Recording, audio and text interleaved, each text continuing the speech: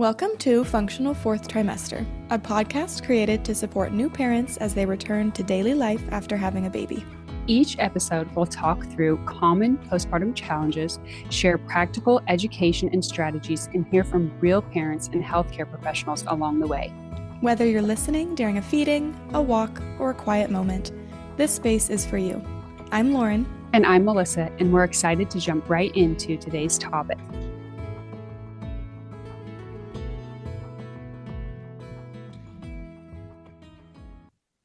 After having a baby, taking care of your mental health can feel overwhelming, especially when movement starts to feel like just another expectation. But what if it could actually be a tool for healing instead? In today's episode, we are talking about how movement can be a tool for supporting mental health postpartum and how this differs from returning to exercise. I'm pleased to introduce our guest speaker today, Abigail. Her and I went to undergrad together and both decided to pursue a career in occupational therapy. She is a pediatric occupational therapist with a passion for family-centered care and holistic wellness. She recently completed her occupational therapy doctoral program and did a capstone on maternal health and the impact of movement on mental well-being. With a background in dance and a degree in kinesiology, she's passionate about movement for individuals of all ages and has experienced firsthand the impact that it can have on somebody's mental well-being. Welcome, Abigail. Thank you for joining us. Of course. Thanks for having me. I would love to start off with just talking a little bit about the resource that you created for your capstone project, kind of like what inspired it and who did you design it for? Yeah, so my capstone project, it morphed throughout the whole process. Initially, I was inspired to pursue mental wellness because I had heard of so many moms who were just so overwhelmed by all of the resources that they had been given after they gave birth. One of my professors in particular, she said, I had this baby and they just give you a binder with all this information. And I'm never going to read all of that information. Um, so that was really what inspired it was these moms are being given this information in a way that's not necessarily always the most digestible for them. And I wanted to explore how we could better provide resources for them and how occupational therapy could better support new moms in this period. So I was matched with a mentor from a site that focuses on maternal mental health. And she actually was the one who suggested looking into the movement realm more. I was kind of like, oh, I wonder if there's, sensory areas that we could explore with pregnancy and postpartum. And she had said, I know all of these people who use exercise as a coping strategy for their mental health before they get pregnant and have a baby.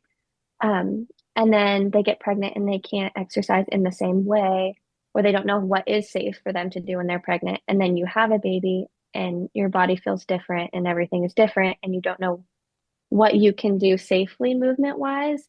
And then this coping strategy that you've used for your mental health all these years is not something that's accessible to you anymore.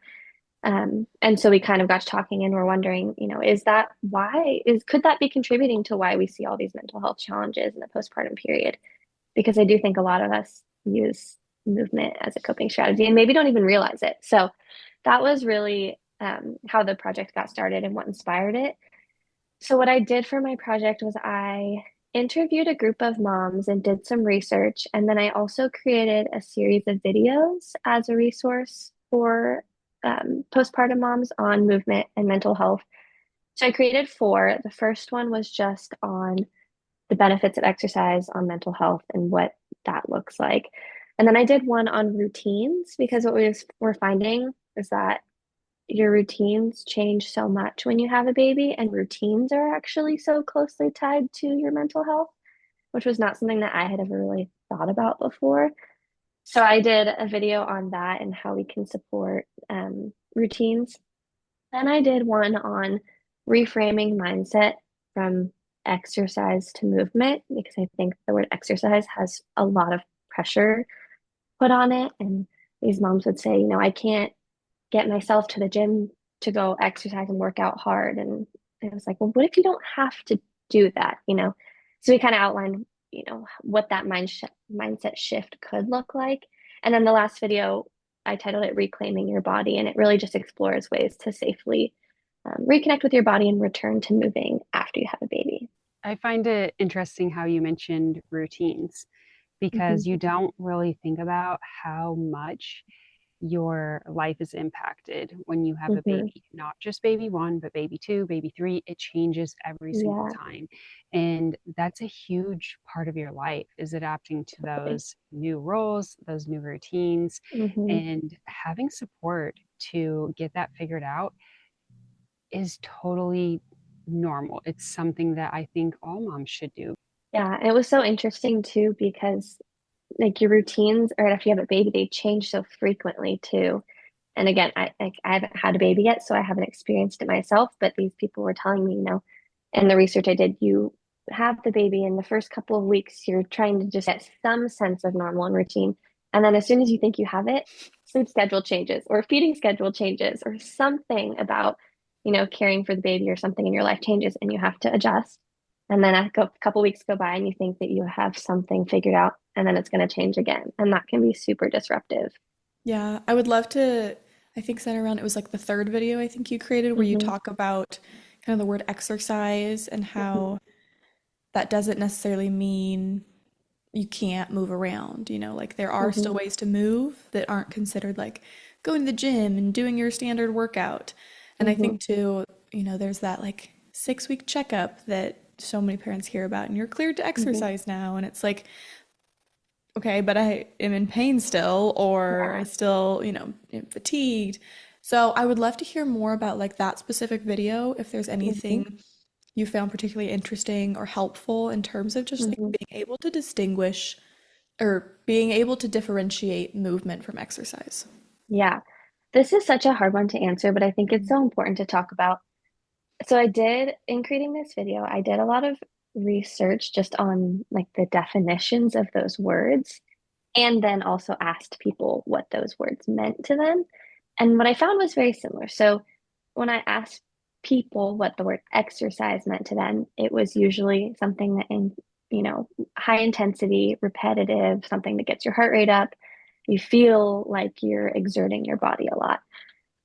And then when I asked people what physical activity or movement looked like, it was lower stress, going for a walk, just moving in some capacity. There's not like you have to get your heart rate up to this level or you have to do it for this long that qualifies it as beneficial. And when you look at research on physical activity guidelines that are recommended for health, it says low to high intensity. So that can mean a lot of different things. So what I essentially came to was when we talk about movement, movement is something that most people can start doing pretty soon after they give birth. It can look like walking around your house, picking up your baby. Even that is moving your body, and it's going to feel different than it bending over to pick something off the floor might have felt before you had a baby. It can look like, doing the dishes or doing the laundry, or walking your dog. It can look so many different ways. It doesn't have to be going to the gym. And so I think the biggest difference was pressure. And I think it's a mindset thing.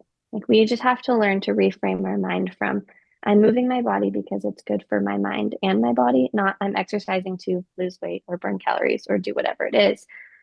Postpartum in general is really different for every person that experiences it. And there are a lot of commonalities and themes that everyone kind of experiences to some capacity. But when it comes to movement, um, what I found is the experience are very different. So, yes, you have that 6 week, like this is the general time that it takes for your pelvic floor and your body to heal enough to where you can safely exercise generally. But then if you have an underlying health condition or you had some type of trauma in your birth experience that impacted people different and maybe caused more anxiety in those types of people than people who had very uncomplicated births, and maybe had a stronger movement background than others. So I think community was the one thing that tied people together when it came to returning to movement. So finding people to go to the gym with, or go to the workout class with, or go on a walk with, um, because there are those common themes. And if you're finding people that you can do it with, it makes it seem less scary. Or if you found someone that had a baby 6 months ago or a year ago and they've just gone through it and can say, it does get easier. You will get past this uncomfortable spot where your body feels different and you're exploring things for the first time. Yeah, so I think community was that kind of common theme there, but it really was different for, yeah, so many people. I think that's such a good point. If you could Yeah. find that community of support in people who are going through the same thing as you, that are going to understand kind of what you can and can't do and Hmm. support you in that. Yeah. And then just validate how you're feeling. I think is such an important Mhm. piece because it can be very isolating. Having people that can validate you where you're at. Say, I felt that too is so huge. Absolutely. I love that, you're highlighting that it is such an individual process because, like, everybody's birth experience is going to be a little bit different. Hmm. Everybody's, like, background with exercise and movement is going to be a little bit Hmm. different. So I think kind of just like being aware of those things going into postpartum is really important, especially too, like, I know for me, a lot of like my mental health and like when I'm stressed, things I like to do involve movement. Hmm. And so, when you're freshly postpartum, if you feel like, oh, I can't do anything until 6 weeks, then that's 6 weeks that you might be really struggling, not being Hmm. able to move around, go on a walk, get outside, Yeah. when in reality, there are still things you can do before, like, technically you're cleared to exercise. There's Hmm. safe ways to go about that. And I feel like a lot of it too is just like listening to how your body is telling you that it feels. And it's Hmm. like if there's increased pain, like that's probably telling you maybe to slow down. If you're Yeah. feeling great, like that's awesome too. Hmm. And your body gives you very clear signs when something is not right. And I think it's Definitely. important to note how, like you were mentioning earlier on, like there is a difference between exercise and movement. Hmm. And that is like that magic 6 weeks, which is not the same for everybody, Yeah. where you can exercise. Hmm. But before that, you can move. And, Hmm. you were mentioning a few things like going for a walk or even the things you're doing, moving Hmm. around the house. And it's going to depend on the mom, what Hmm. she feels like she can do, what Hmm. she's ready to do. But during your capstone, did you find like these are good things that you can do for movement within those first 6 weeks that are typically, obviously they would want to check with their healthcare professional, Yes. but that are typically safe for moms to kind of at least be getting a little bit of activity and movement, getting Hmm. their blood flow and all of that. Yeah. So, are there specific ones that tend to be like helpful or commonly useful for moms? Yeah. So in the one video that I created, and like you said, Melissa, and the video stated as well, clear it with your doctor and don't, because everyone is different. But the one thing that I, in collaboration with my mentors, talked a lot about is learning how to breathe again, because especially when your pelvic floor health has been disrupted in some way, a lot of moms forget how to breathe deeply and fully. So we looked at, laying on the floor and just breathing. Put your stomach or your hand on your stomach and just take a breath. Notice, is your stomach rising and falling? Is your chest rising and falling? What does that feel like? Do you feel like you can get a full breath? And work on that first and really get down the breathing. Then move on to pelvic tilt. So laying flat on the floor, putting your hands on your pelvic bones and rotating it forward and back while maintaining that breath so that you're engaging your core in a safe and controlled way. And then walking is generally pretty safe for a lot of moms, and a lot of moms enjoy getting out and going on walks. Yeah, so true. And I fully agree with you on breathing because you have this mass that you're carrying around on the front of you that is restricting your breathing. So Hmm. then, at like pregnancy, you can start to breathe with your upper body, like just in your Hmm. chest.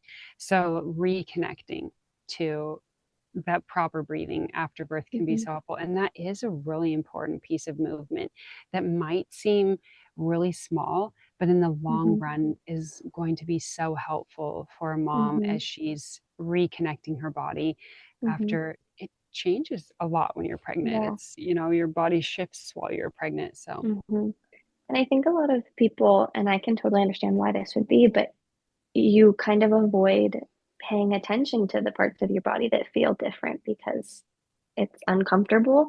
And so just becoming more comfortable with, like I said, putting your hand on your stomach or on your chest and just feeling and becoming aware of how your body is different so that you learn how to love it and care for it better.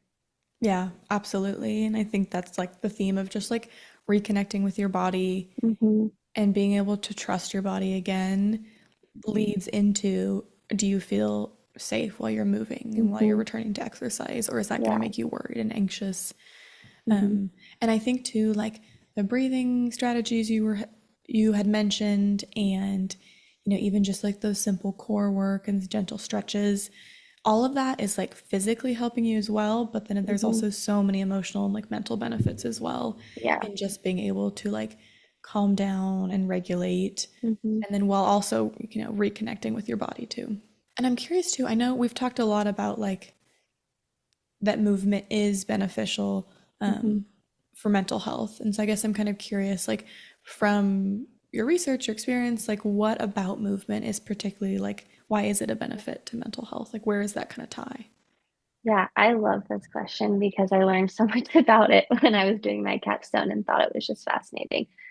But movement in general and exercise as a whole for people who are, for the general population or someone who is pregnant and postpartum, typically there's an aspect of goal setting involved in exercise and movement and some sort of achievement that comes with it. And so in that postpartum period, setting some type of goal to movement goal to either work out or move your body for a certain number of minutes or to work up to doing some type of exercise, it can really help promote your sense of accomplishment and confidence.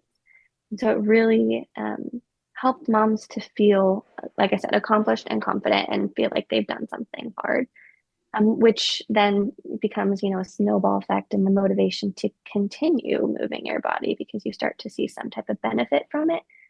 So the goal setting and accomplishment piece in itself, I think, is really huge on mental health.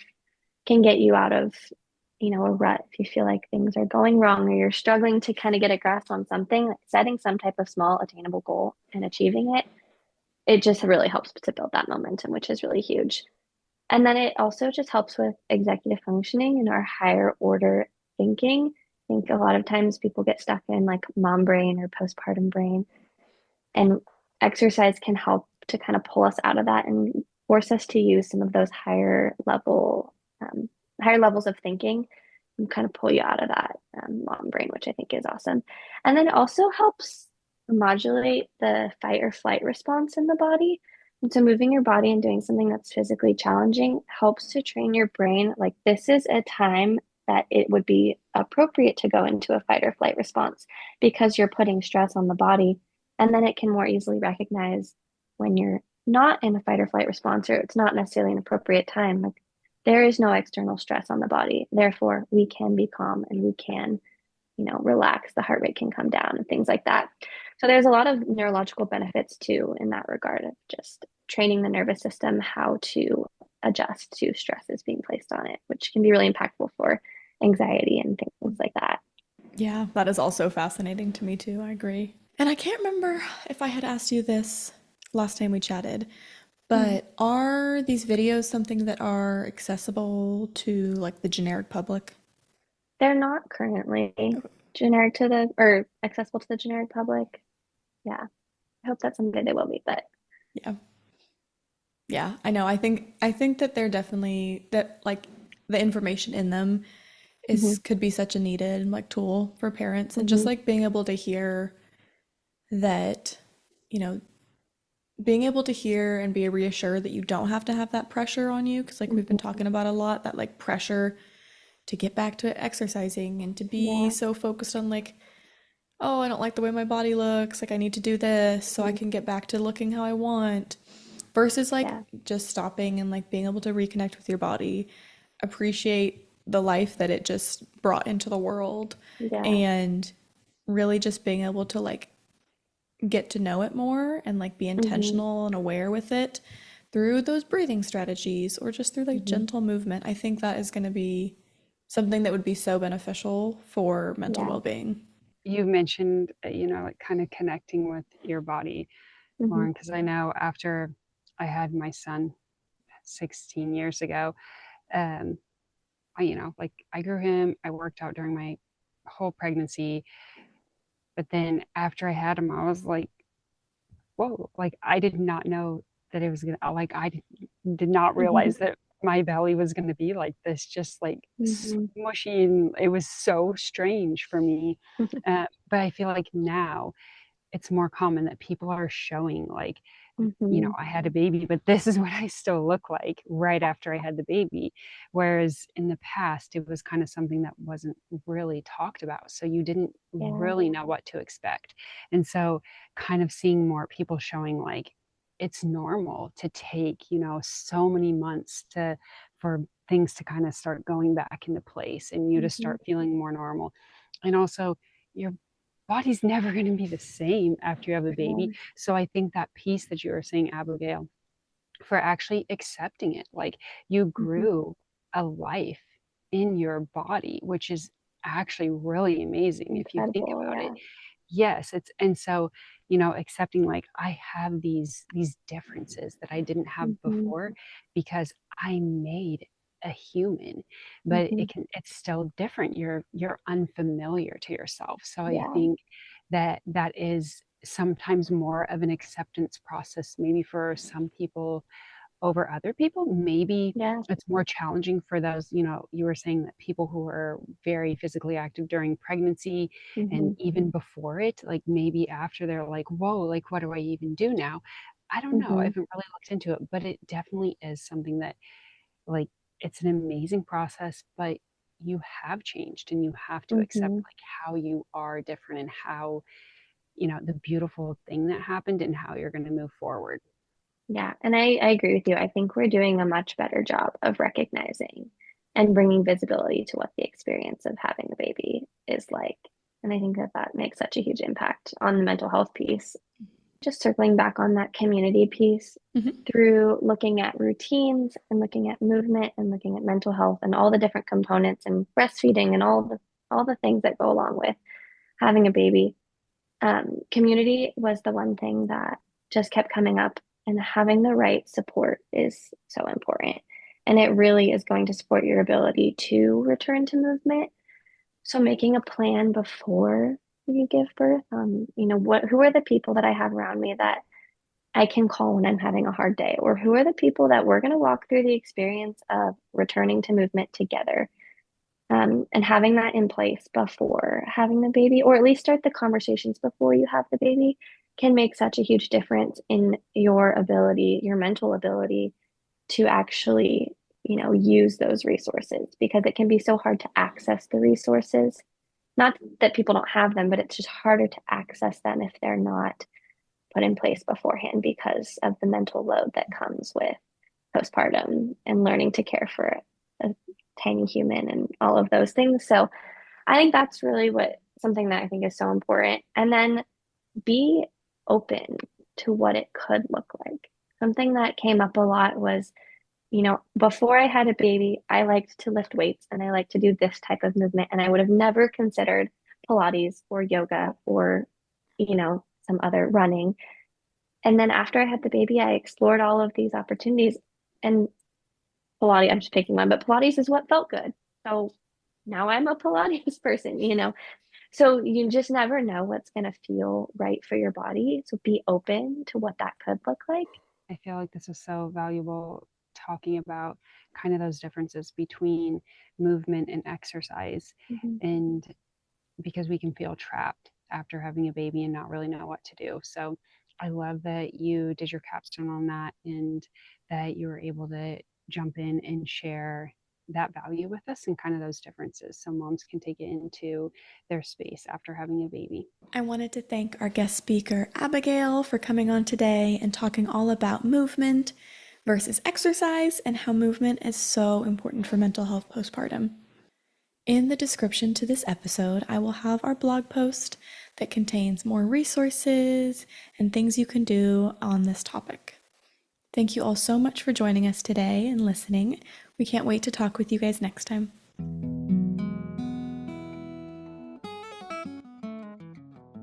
I hope today's conversation gave you something practical to take into your day, or simply remind you that what you're experiencing is normal. Returning to daily life after birth is a process, and support matters. However your day continues from here, be gentle with yourself. You're doing important work.